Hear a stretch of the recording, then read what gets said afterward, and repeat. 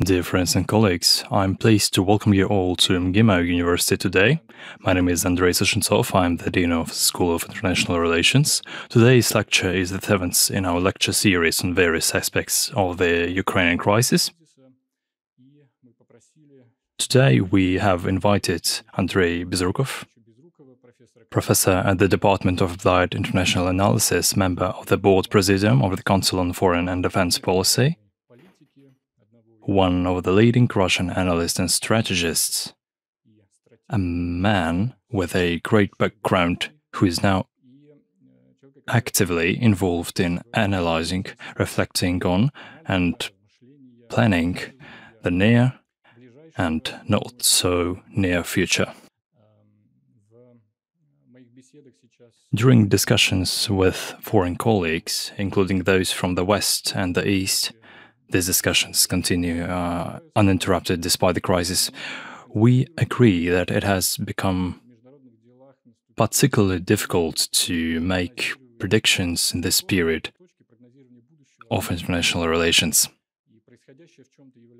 What is going on is, in some ways, a full-scale experiment which has many aspects. Most of these aspects have nothing to do with Ukraine and the military and political situation around the country. However, given the fact that the crisis is likely to last long, it will basically test the main parties' political strategies. And the country with the most developed foreign policy strategy will perform better in the crisis.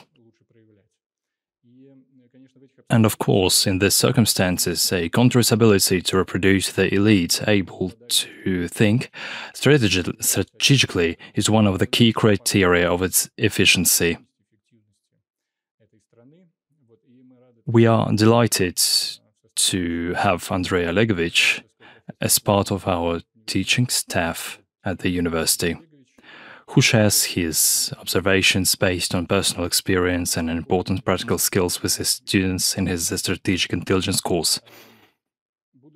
I myself will be following today's lecture with great interest and attention, and I invite you all to a Q&A session at the end of the lecture. Andrey Olegovich, the floor is yours.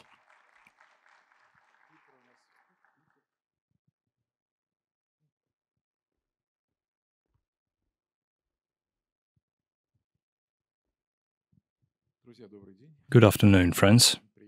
It is a pleasure to meet you in such a beautiful hall.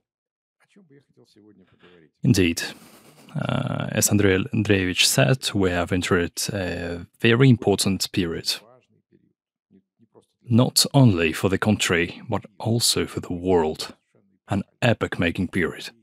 I'd like to structure our conversation today as follows. Firstly, let's talk about the big questions of why it actually happened.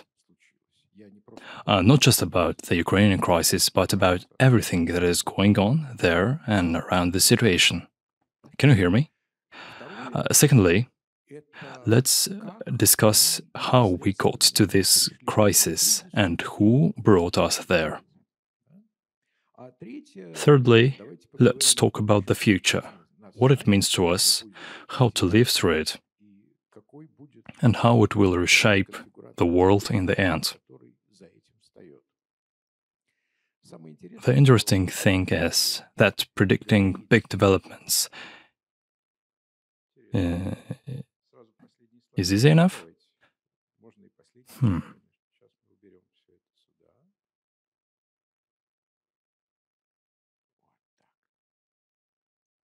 Here it goes. Finally, great.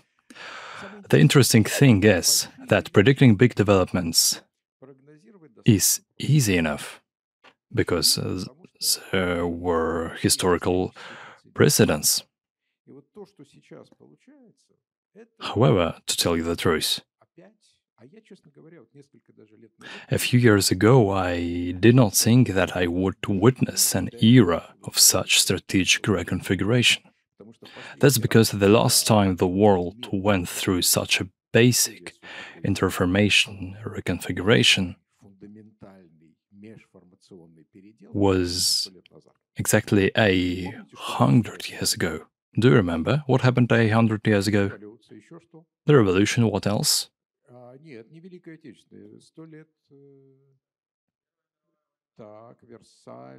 Yeah, the Treaty of Versailles, then the World War the First, the Industrial Revolution, what else? Which one? Yes, that's right. You have listed all the things I wanted to point out. First, there was a groundbreaking technological leap. As you remember, that was when the first radio appeared, the first planes, and these technologies carried us through the 20th century. And now we're entering another formative technological period, which will reshape the entire world economy. In this period, some countries managed to jump on the bandwagon of technological progress and move on faster, while others failed to do this.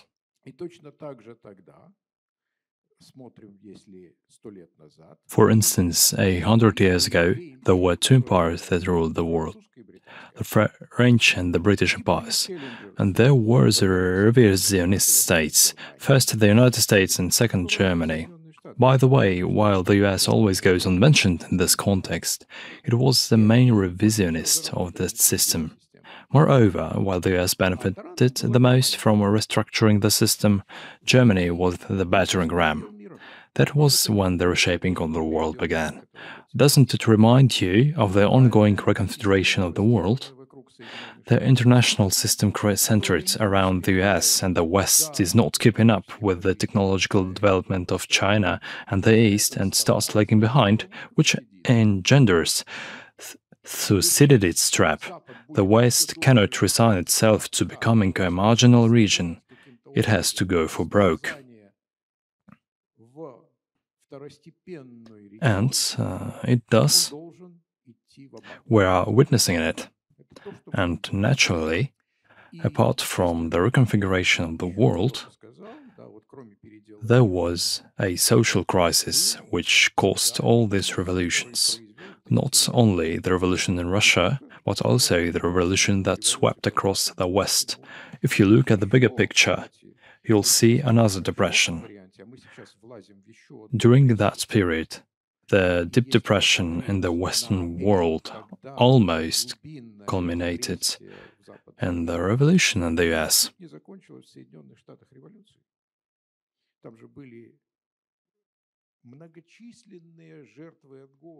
Although neglected in public discourse, there definitely were numerous famine casualties, and if it hadn't been for Roosevelt's policy, restructuring in the USSR and the World War II, we don't know how it would have ended. So, now we have arrived at roughly the same level of inequality that we had 100 years ago. And it's very dangerous. It's starting to actively influence politics. This begs the question, who will prevail?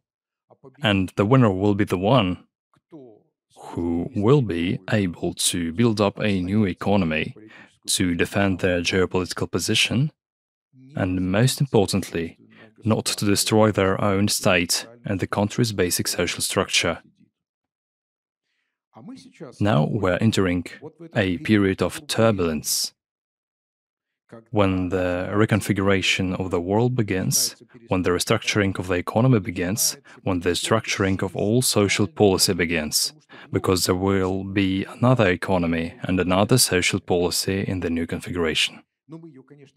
Naturally, we don't see it yet, just like people who were still riding carts in 1914 had no idea that 30 years later, after the Depression and two wars in 1945, they would have transcontinental flights to nuclear powers and the United Nations. In some years or decades, I don't think it will be in 30 years, it will be sooner, we'll have a brand new world that you, sitting here, will be in charge of. You will either have to clean up the rubble or build something new, but either way, it will be your problems, your country, and this will be your world.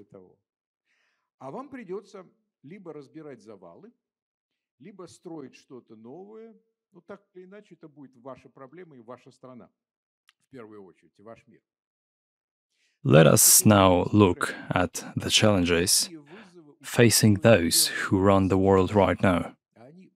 And these are very serious challenges. Three progressively evolving crises that have to do with transition and redivision. The first one is, of course, the economic crisis. The existing economy is not working. Of the $10 invested in the current economy now, only $2 create something. The rest just go into bubbles, into the financial market. If the bubble bursts, it's a net loss of everything, no positive effect. And we see what is called a hungry government with no money to carry out the numerous promises made in the fat years. Trying to survive, this government cuts social programs and taxes heavily the population, and naturally, people oppose that. At the same time, there is a fight for markets. If you lose the ability to produce something, you try to eat into your competitors' shares. And do you remember what Trump started with as he came to power? Unequal exchange with Canada and Mexico, revising the unequal exchange with Europe and China, exerting pressure, and so forth.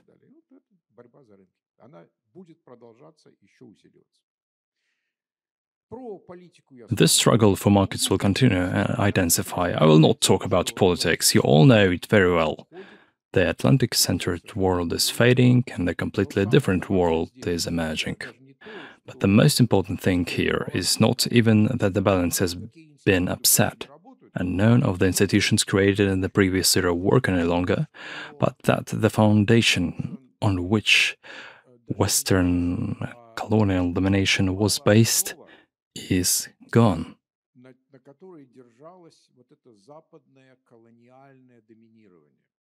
That foundation is very old. It is military and technological superiority. The West has had it since about the time of Columbus, which is 500 years.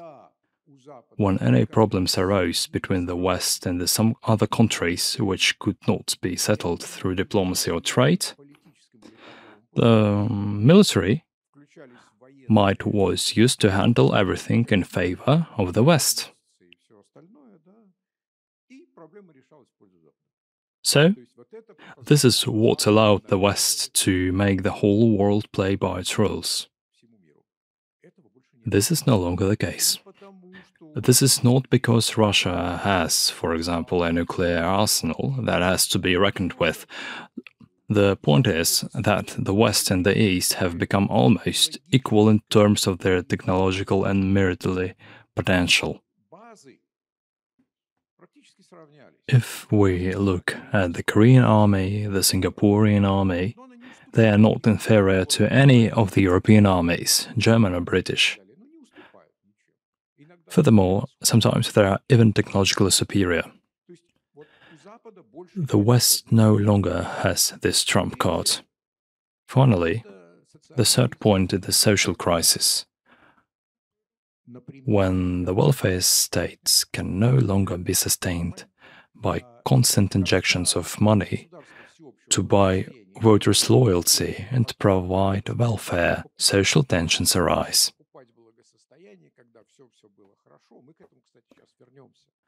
The latter always precedes revolutions, which come unexpected.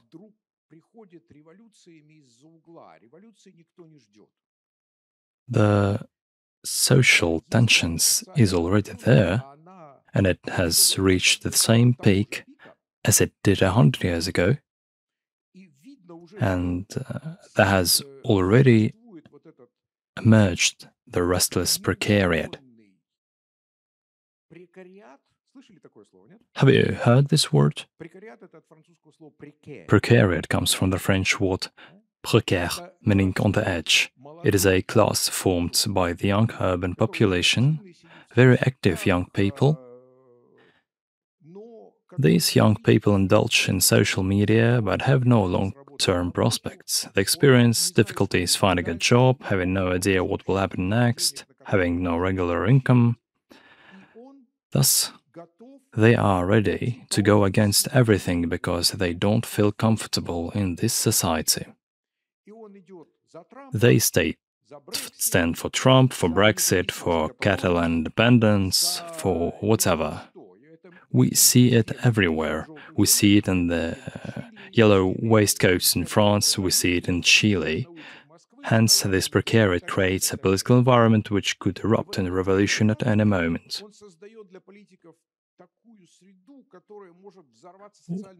One that will be as unexpected as the February Revolution of 1917.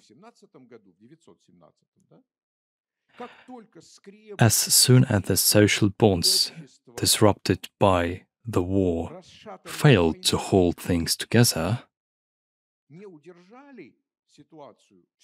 collapse came. Similarly, no one knows what the world will look like after the reconfiguration. Politicians are afraid of these three things mentioned before, and they don't know what to do. We are now going to discuss briefly the key things that move the world. And you need to be aware of these things as they lay the foundations of the politics we read about in newspapers, social media, etc. It's crucial to understand the foundation of politics. The first thing to talk about is social tensions and what drives them. Who has read Thomas Piketty's book, Capital in the 21st Century? I read Thomas Piketty's book, Capital in the 21st Century. In his book, Piketty looked at 300 years of statistics on the dynamics of labor and capital and derived a formula: R is greater than G. So R is a return on investment, it is what the rich get on their money, and on the other hand, it is G, is growth.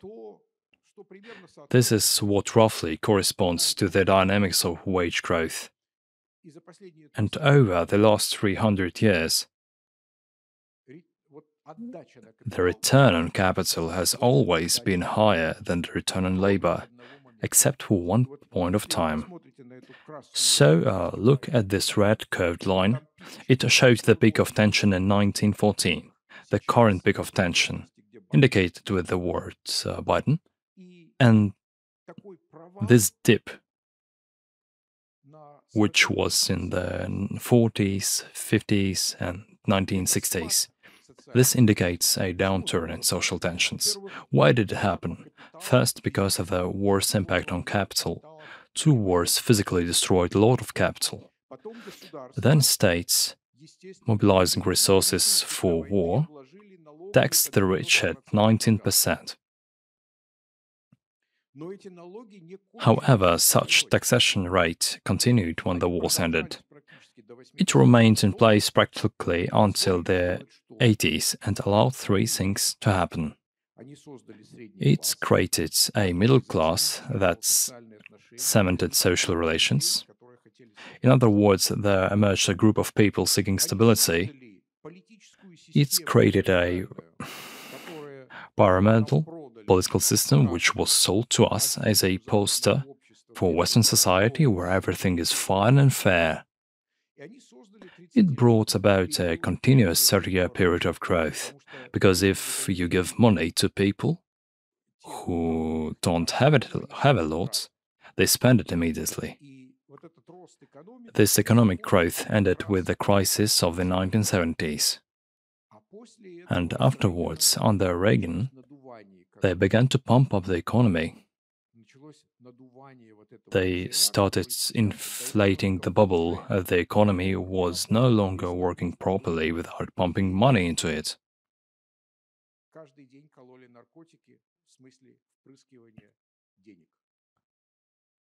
We have now come to this second peak, but we don't know what will happen next. If states and financial oligarchs behave the way they have been doing for the last 30 years, it will lead to social unrest. It was the case in the past. There is only one possible solution.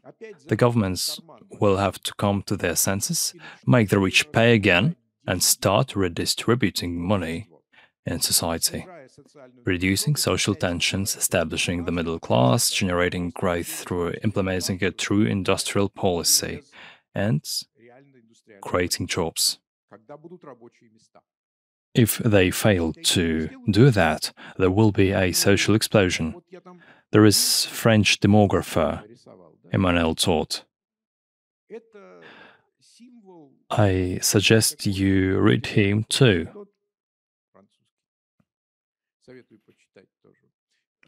In 2006, when Sarkozy came to power, he wrote a book. In his book, Emmanuel Todt looked into what was happening to the middle class in Europe. This middle class was disappearing because their jobs were being outsourced to Asia, China, the US, Mexico. Society was losing the middle class. And then he used a catchphrase I still remember. There has emerged a society in which the social structure looks like a rail. That is, a very large stratum of the rich with a weak middle class and the urban plebs underneath, not aware where they are being led. Such a society can only be run by two types of people, either dictators or clowns. By clown, he meant Sarkozy at that time, who used to play to the gallery a lot. It was all beautiful, dynamic. Today, some other countries have their own professional clowns, doing the same thing every day, playing beautifully and vibrantly. But it doesn't change the point. They are entertainers. And what will happen if states do nothing? You have certainly seen both the Hunger Games and Joker. So there will be a society with a Garden of Eden on the one hand and a lot of useless people on the other, who will be provided with a minimum subsistence income only to keep them from starving to death. These people will be given social networks to hang out in and a TV box to watch. After all, Hollywood is not a dream factory. It is a venture capital company. They will never shoot something unless it has any impact on the viewer. But they will shoot what the audience will go to see.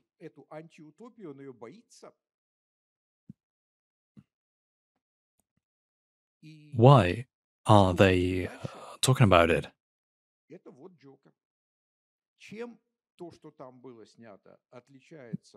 Because the viewers are ready to see this dystopia. They are afraid of it. Next up is Joker. How do the events that happened last summer in Seattle or Portland differ from the film? The same thing happens. People take to the streets, smashing everything around them. This is urban precariat of the on the loose. And that's one of the underlying problems. Will there be social unrest? Previously, 100 years ago, Russia was the weak link. and it was Russia that plunged into chaos. However, now Russia is not the weakest link. There are weaker links, for instance, Latin America. Moreover, there is the Greater Middle East, where social relations are even worse.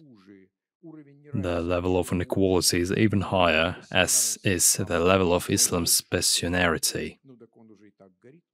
Admittedly, the Middle East has been on fire for a long time, so the fuse is already there. And there is something to burn in the world.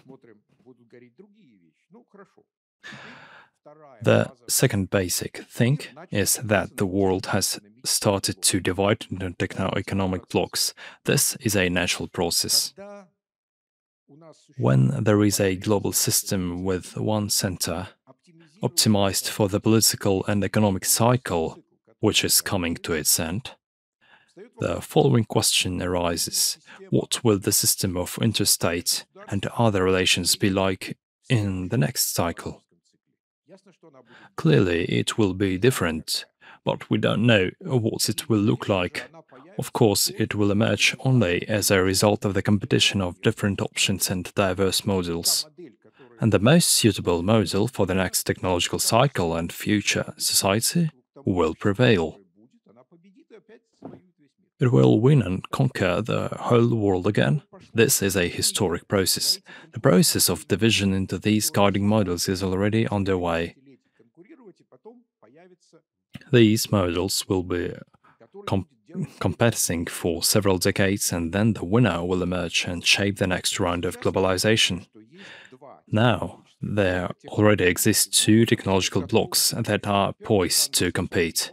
The Anglo-Saxon bloc is the first techno-economic bloc, and the creation of AUKUS proves its techno-economic nature. The point is that because it is built on common technological platforms. For example, within the bloc, the US shares nuclear-powered submarine technology, which is the basic secret technology that unites the whole bloc.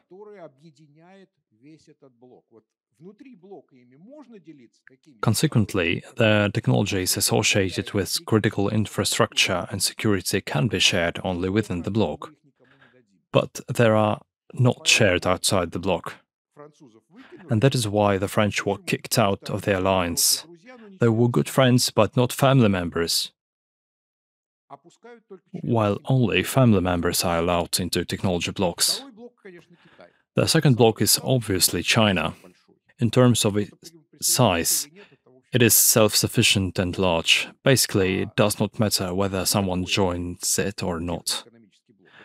And what is a techno-economic bloc? It is a big chunk of the market that can be controlled by various means, including military force.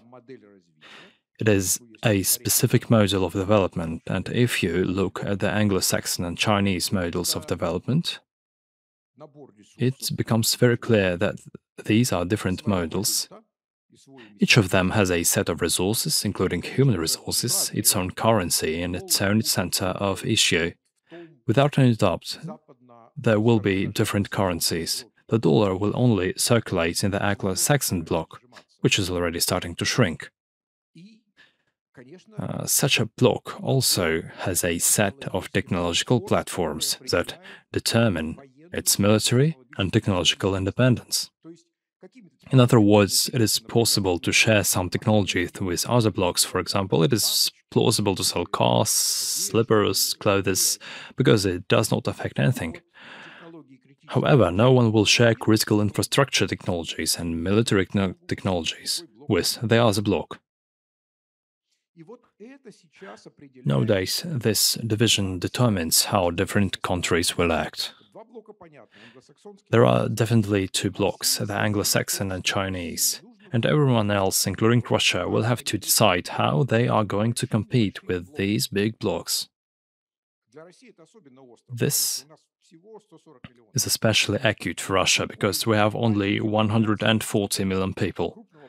You can't build a large bloc on the basis of such a small population because if you invest in new infrastructure, if you want to build new large competitive companies in the cutthroat world, you need a market where you can recoup that investment. Therefore, this is not just a Russian problem. Almost all other actors have exactly the same problem. For instance, Japan, because it does not have the critical mass, and Western Europe does not have the critical mass, nor do Iran, India, and Turkey have it. In other words, all these countries will have to band together to build some kind of self-sufficient bloc, which will be able to compete with others. And this is the process that we will witness in the next 20 to 30 years. It will be the process of shaping these spaces. The most interesting thing is that they will be formed on technological basis, on technological platforms, including already existing ones. By the way, the war has demonstrated very clearly that someone else's technology platform can be shut down at any time. In other words, each of the major blocs will have to create their own frameworks, their own content and critical infrastructure and media space. This is a matter of national security. What we see now is Huawei on the underside and Cisco on the other, then Alibaba on the one side and Amazon on the other. Of course, they won't let each other in their national markets. Amazon certainly won't be allowed to enter the Chinese markets, while Alibaba is unlikely to be allowed to get into the US market. This is the underlying process that global politics will live with. It begs the question, who are we going to unite with? In cyberspace, the division of the digital pie between major platforms is just beginning. Nothing has been decided there yet. It's a dynamic environment where there are only problems and no solutions. How do you secure the transparency of technology chains when you make an iPhone in China, design it in the US, while producing the microchip in Taiwan, etc.? All this has to be based on digital systems, instantly transmitting information. This is what makes the process efficient. And what if each country wants to control the data? We are also talking about data sovereignty, system sovereignty, aren't we? How is it possible to combine transparency and sovereignty? Moreover, cyberspace is becoming a battleground, which I have witnessed in these 3 months. However, it has always been obvious. Furthermore, we most likely cannot avoid an arms race in cyberspace, if not a war, because the corporations most interested in the arms race in cyberspace are obviously Microsoft and Google. On the one hand, they have enough money to afford the right solutions, but on the other hand, the money that can be made on cyber warfare would have seemed unthinkable to the politicians and military of the nuclear generation. Moreover, while you can count the number of nuclear warheads and report how much money was spent on them, try explaining to a politician how much money was allocated to write 1,000,000 lines of code. They will never understand it. That is why there is no stopping this arms race. We have already talked about the battle of digital platforms and standards. And now there is another fundamental crisis, the environmental one.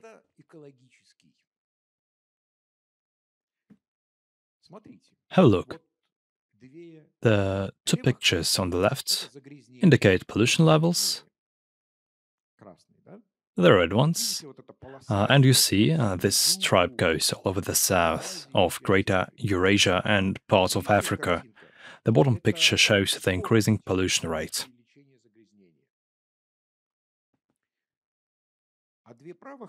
The two pictures on the right represent population growth in urban areas, and the one below is the rate of population growth.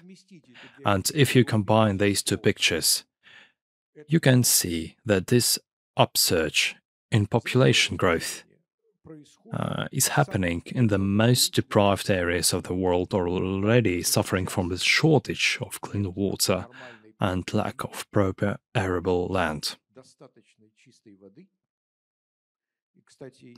By the way, in many areas, for instance in India, there is another heat shock.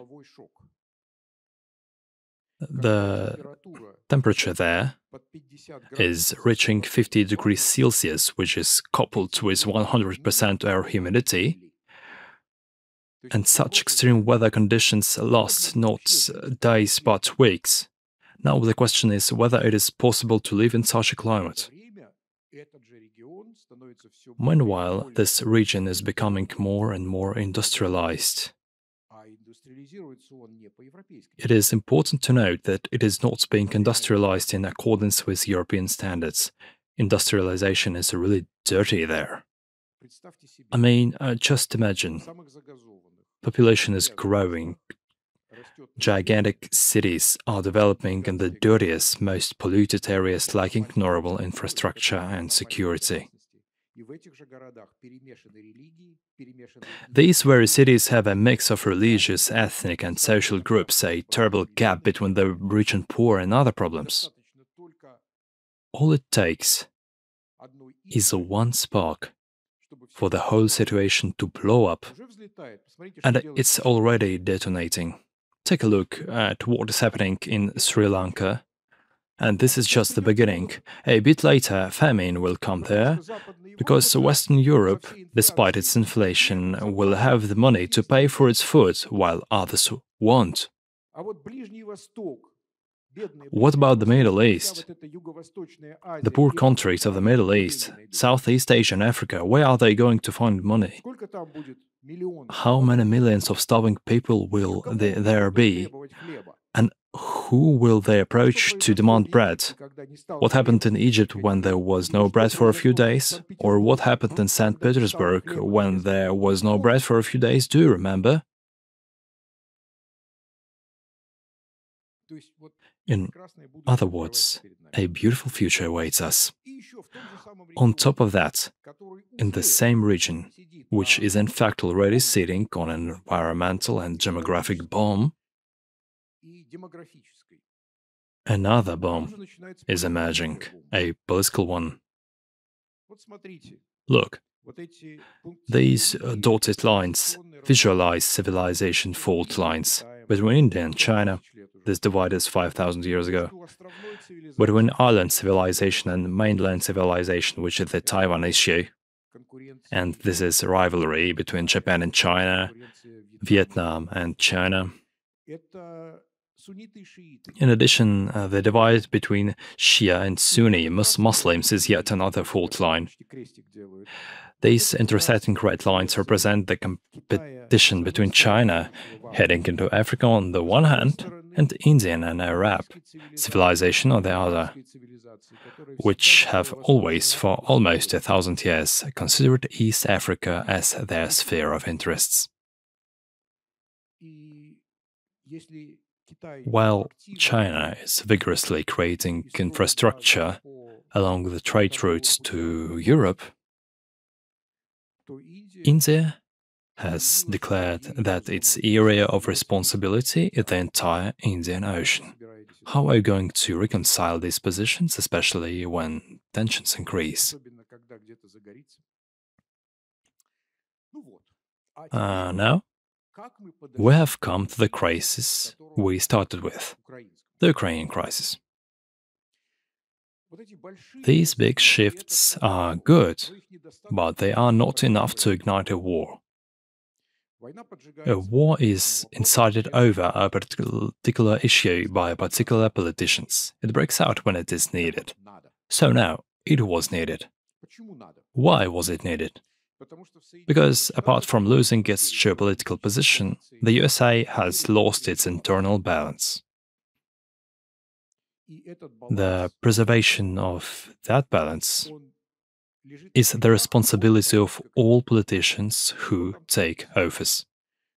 What is going on in the USA?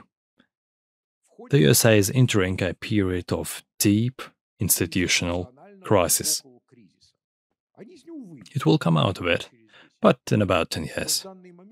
At the moment, it hasn't yet hit them, but very soon it will, and you can already feel it.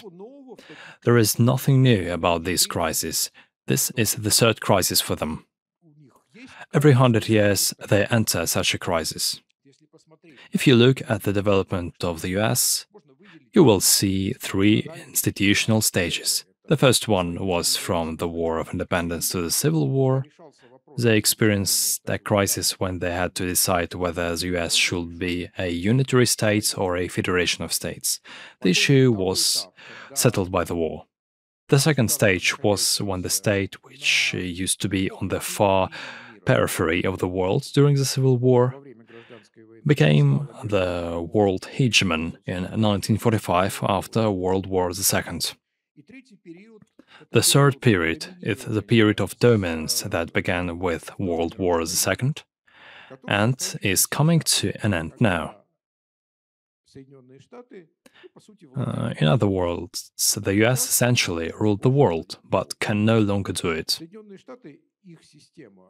The United States and its system are built in such a way that it can be effective only in two forms. Either as it was built by the Founding Fathers, I mean the United States is a nation aloof from the rest of the world, in which case the system is fully efficient in regulating the foreign policy. Or when the rest of the world is seen as the US backyard, in which case all decisions are made in Washington. A system in which the US is competing with others is very slow, and it is very much domestically oriented, with too many checks and balances to react 24/7 to what is going on in the world. We saw that kind of situation in the early 20th century, when the US got into Europe and then quickly fled because it could not achieve its goal. We see the same thing now. However, this is just a parable. What is actually being done? Why is there a crisis in the US and how is it manifesting itself? Firstly, infighting has been broken out among the cohesive oligarchic elite. When elites begin to fight among themselves, then the first state, where, for example, and a person without big money had a chance to win a case against a major corporation, can no longer provide such a chance. This is happening because one part of the elite begins to use the state machinery against the other part of the elite. This is what we saw in last year's election. Meanwhile, the melting pot, one of the important factors, which was in transforming all immigrants into the next generation of Americans, stopped functioning. Two problems have arisen. The first is with Asians who are living in enclaves rather than assimilating into society.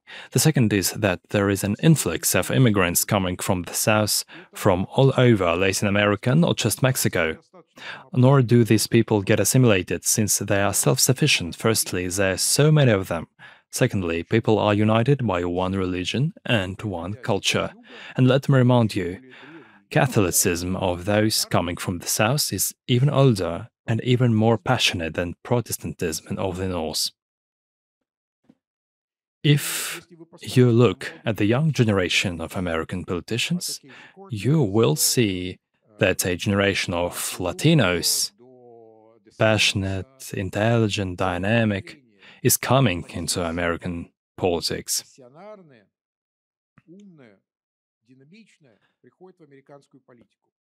This is what the black population has never been able to do, because they, with some exception, have never been interested in joining big politics. However, young Latinos have succeeded into it. They have managed to fit perfectly into American politics and shape it their own image. This is a process we are yet to witness. We will see the Latinization of the US in the next 10 to 15 years. In other words, in 10 or 15 years from now, in the next generation, the US will be more of a Latin country than an Atlantic one. Moreover, it will change its foreign policy, as these people don't care about confrontation with Russia because it makes no sense to them. They have no problems with Russia, unlike, for example, the Eastern Europeans, Poles, Germans, etc., who dominate the US political establishment now. Furthermore, a satisfied population ceasing to be satisfied. I won't expand on that, it's obvious. Finally, all the above mentioned affect the American dream. In other words, parents used to believe that being hardworking and law-abiding, they will ensure a better life for their children. Now, not only it is not guaranteed, but their children say, look, you've dumped all your debts on us, you travel around the world on your retirement pension while we can't find a job. And if we do find it, we'll still have to pay back a 200,000 student loan, etc. Thus, this American dream is becoming less and less achievable and tangible. That is the point. And when there is a problem in the country, the struggle between elites begins. The following questions arise. Where have you brought us? Who is to blame? It is this struggle between elites which has become apparent, divide the country into two camps, 50-50, into two economies. The industrial economy of the center, which can be associated with the Republicans, I am, of course, exaggerating it dramatically, and the coastal economy, the economy of the big financial technological centers, which compete for money and votes.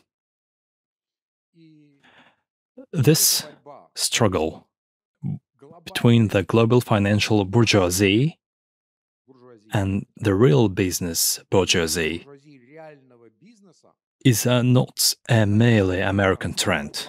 It is a global one. It is just more visible in the US. Furthermore, the situation in our country is almost identical. After all, recall the situation that we had when we were cut off from all the Western systems. The banks were the richest, weren't they? Sberbank reported to record-breaking profits every year and was able to invest in everything. Nevertheless, from the different angle, manufacturing companies could not even take a loan because of the extremely high interest rates. For instance, if your business had a profit margin of 10% and you were offered a loan at 15-20% rate, what is the point of borrowing money in such a case? In other words, financial oligarchy dominates not only in our country, but all over the world.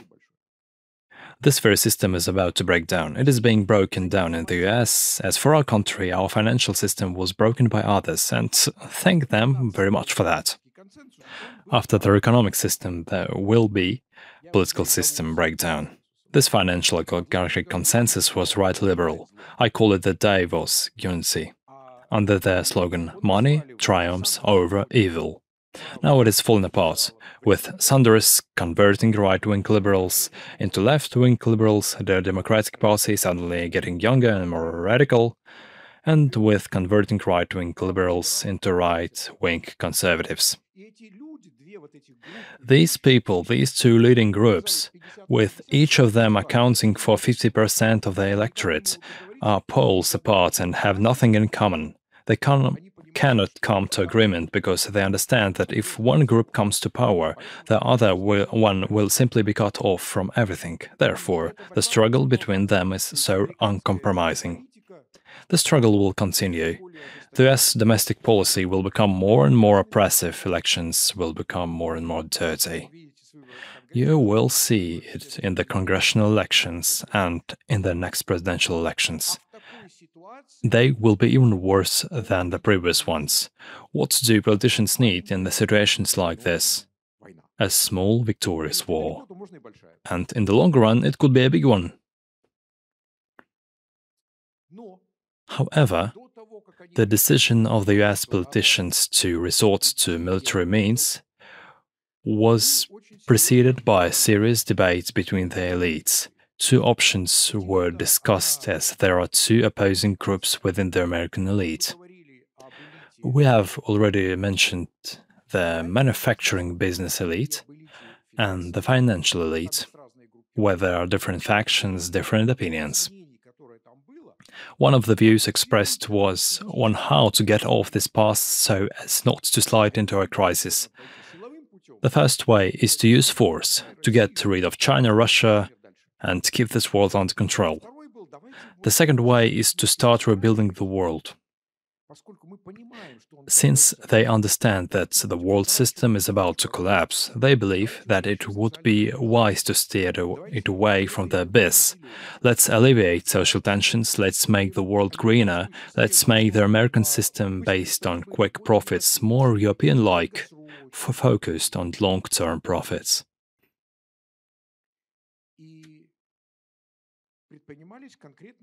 Some practical measures have been taken. If you recall, 2-3 years ago there were discussions of a green agenda and so on. Now they have vanished, they are gone. However, the group behind them, which is watching with fear what is happening, is still there. In many ways, this group is associated with inclusive capitalism as an option for developing the world. You can either wage war or rebuild the world. They enjoy the support of big money, of course, but now they do not know what to do because the war has started. These people, looking at the 3 months of war, are gradually beginning to think maybe it is somehow possible to come to an agreement. Maybe it is possible to stop the war and continue this conversation with Putin. We hear this.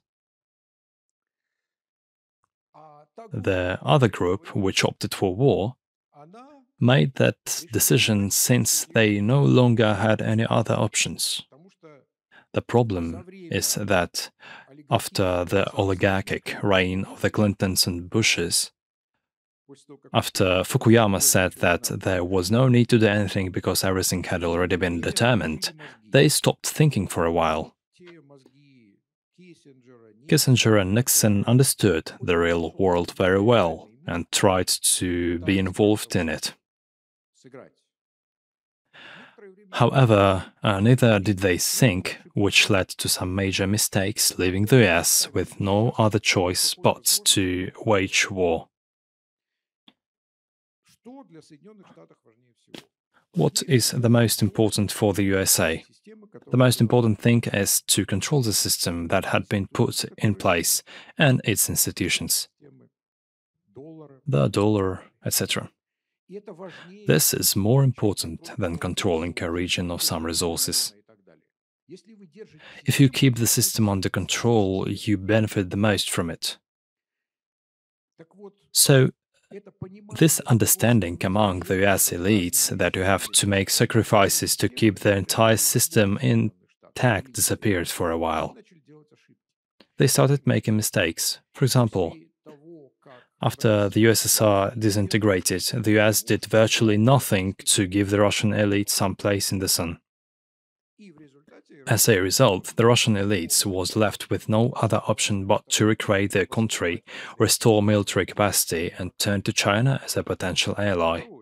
Second, although realizing that one way or another China would be their major adversary, the United States for 20 years continued to pump money and technology into it.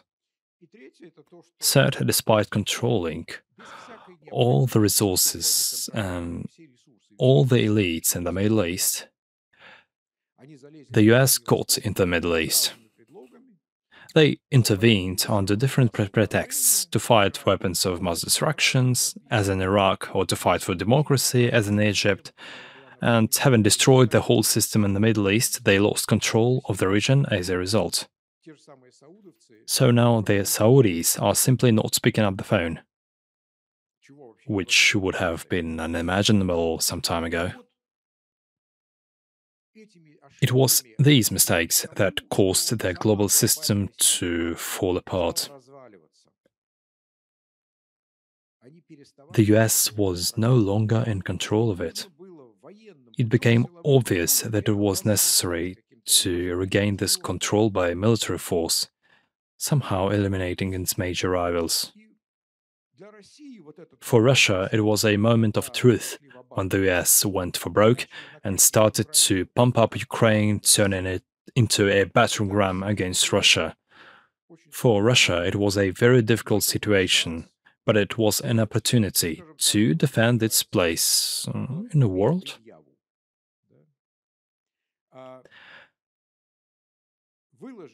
Put the Trump cards on the table on December the 15th and discard that shameful Treaty of Brest-Litovsk number 2, when we lost half the country, the culture, the elite, when we actually became an appendage to the US. Although sovereign, in fact, relying on the US in technology, culture, education, and many other areas.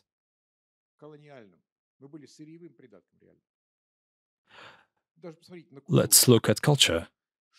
Can you call something that was created over the last 20 years a work of genius at the level of the Russian masterpieces in the 19th and 20th centuries, apart from Brother 2, the film? We see that the most popular TV show, The Voice, is a copy of a British show. Evening Urgent talk show is a copy of an American late-night show. I won't even mention the others because you know them very well. What's ours? KVN? It's a Soviet project. So, in fact, not much. So far, however, it has benefited China, of course. A war has started, a new war. This war is different. This is how it always turns out. When we expect one war, another one breaks out. The conflict is expanding and developing in different dimensions.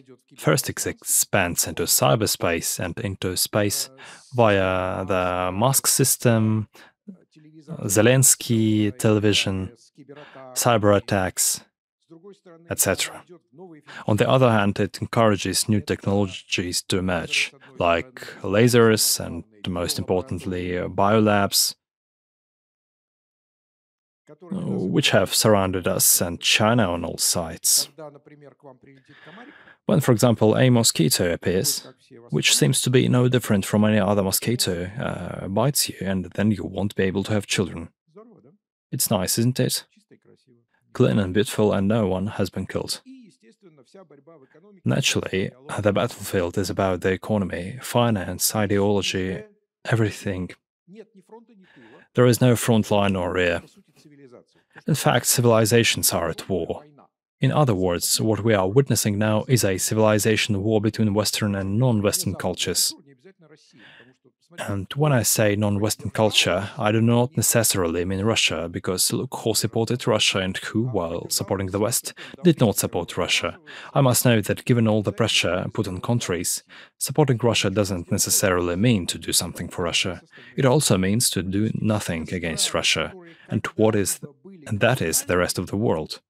Almost all countries that had once been colonies have done nothing but to Russia. Some have even done a lot of good. Such an interesting division into West and non-West. This conflict is about values. What we see now is a struggle over values, worldviews, a struggle to define who's good, who's bad. It is a struggle for history, which is particularly evident in the Baltics. Were the Russians occupiers or liberators? I mean, everybody is involved in this struggle. This is a completely different war. It will be your war. This is the war you will fight.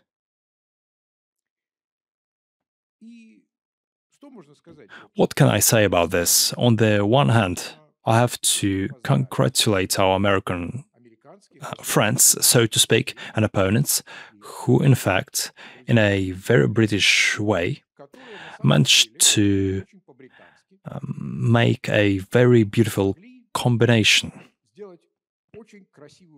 a diamond combination. After all, how was it possible to pit two fraternal nations against each other, to put Russia at odds with the West, to slow down Russia's development for some years while we are adjusting, and that, in just one blow, organized it all to make it unavoidable for Russia? How we look at how everything was arranged. Ukraine had been geared up. Then there were all these endeavors with negotiations, the Minsk agreements, etc., which then just led to war. There was no way to avoid it. We had to fight. How smart of them and how British. However, having achieved a magnificent tactical victory, they paid for it with their biggest strategic defeat. Because by starting this war, they gave up the most important thing: control of the global system. We will soon see all the Western institutions through which the world was controlled collapse within the next few years. I'm not even talking about the Olympic movement. It's gone. Then there are all these Eurovision song contests that have degenerated in a year, all the agreements on chemical weapons and financial assets, when they have been robbed not of your gold reserve, but of your financial resources.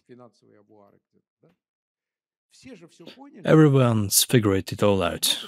There is no such system. A few years will pass and another one will take shape. It begs the question: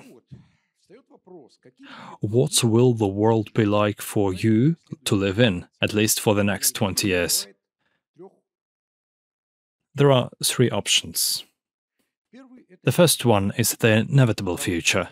The second is a possible future. The third is one we can't understand in any way. I mean, all sorts of black swans. So, what is written here, these four factors, is the inevitable future. It is already underway. It's already unfolding. First, there will be a structural economic crisis associated with the transition from one configuration to another, and the disintegration of the world into competing regions, which we are already witnessing.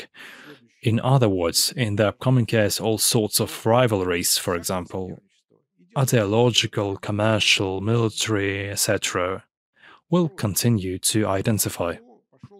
Second, the disintegration and reconfiguration of the world by force in search of influence are already underway. Who will create the next system? Who will be the main actors? In other words, each state will be thinking about security, saving resources, how to arming themselves, ensuring their sovereignty, etc. Third, we are entering a new technological cycle. The major countries have understood that very well, especially China, which was the first to start doing something, then the US and India. They understand that if they mobilize resources now and make a technological leap faster than others, they will secure a better place for themselves in this new world. They will dictate the rules of the game. However, this requires mobilization. That's why we see strong personalities in politics. And where they are absent, as in the EU, countries stagnate. They do not know what to do.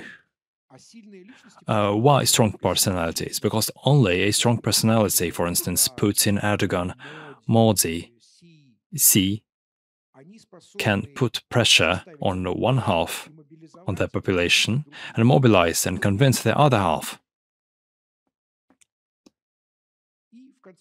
The bottom line is where we started.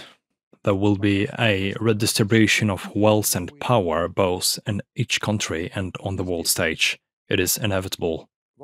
The only question is to what extent states will be able to control this process. If they can manage it, it will be more or less smooth. If they can't, it will be bloody, like 100 years ago. It begs the question, what about us, Russia? What is our position in this world? It turns out to be a very good one, because when there is a period of turbulence for several decades, as we have seen, everything comes back to the basics. Feed the population, keep the population warm, protect the population, give them jobs. If there are not ensured, everything collapses. Surprisingly, we have these Trumps, where will become the major agriculture power in the next few years. We can triple our agriculture produce, and it's a high technological level. We'll be feeding the world. The hungry world that will be going through the crisis will feed it, and for a lot of money. We will sell organic products to Western Europe at an even higher price, since our land is not yet contaminated. Second, the world is just on the threshold of digitalization, and in California, 30% of energy is already going to computing. This means that more and more energy will be needed, and countries that do not have energy will not embark on digitalization. They simply won't have enough energy. We will still be the world's largest producer of energy. It does not matter what kind of energy, green, purple, nuclear, non-nuclear, we will still be the biggest. Third, the transport routes between the two largest production and consumption regions run through Russia and will not be disrupted.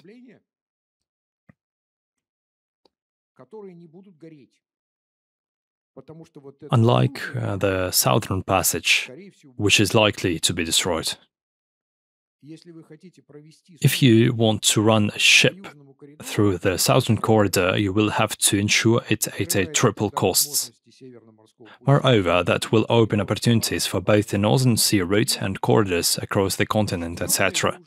Fourth, we are already exporting military security and stability.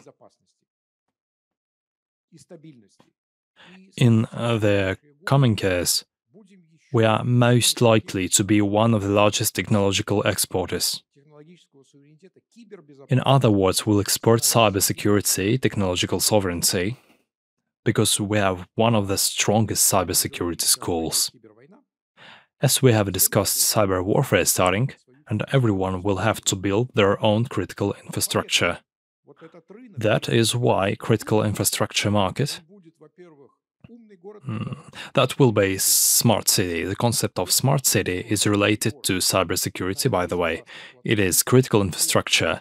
If you build a smart city on insecure platforms, you'd better not build it at all. Someone will come and turn it off in winter. In a day, your iPhone stops working. In 3 days, everything in your fridge is rotten. There is no water or sewage, while it is minus 10 degrees Celsius outside. Not very nice. In other words, if you do not have your own hardware components, if you have not built systems of your own, but rely on someone else's solutions, components, you'd better give up the idea to build a smart city. Thus, having all critical infrastructure, communications, financing, etc., we will be one of the largest exporters of all these solutions. Let's have a closer look at the space which we'll need to build.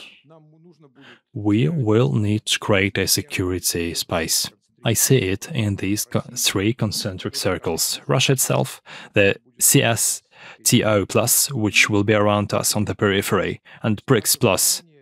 In other words, our influence as a sovereign country together with other major sovereign players determines how we will build this system. our financial space, our digital platforms, which will not necessarily be ours alone. We could share them with China, for example, or with India. In addition, logistics, new routes.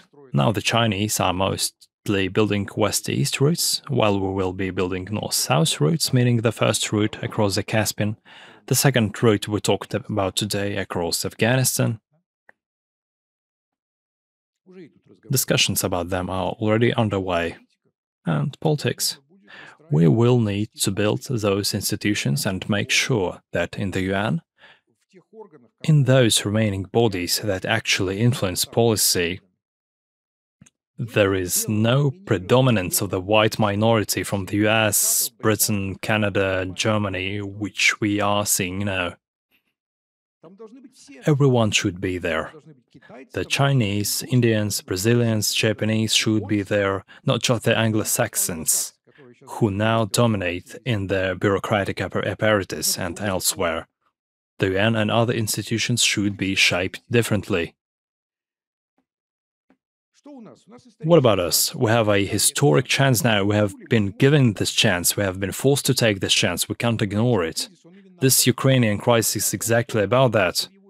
It is about the fact that we were a resource-rich periphery, a talent factory, but now we are becoming an actor in developing the territory between the East and the West. We were a subordinate exporter of wealth, and now we are going to become the leader of a large financial zone. Naturally, the rubble zone. Through having nuclear bombs, we were political outcasts, a monkey with a bomb. That's what they might have called us. Now we will be one of the 3 or 4 major players who will build the new world. You will be doing that. We were a victim of this economic model, which they were trying to force on us for 30 years, but never succeeded, because it does not fit us very well. It's not our model. We will have to build our own economic, cultural, ideological and intellectual model. So, I'm addressing you, because you will have to build both ideological and political concepts for the future world. Don't be afraid to do it. Write, make suggestions. The market is open. Thank you.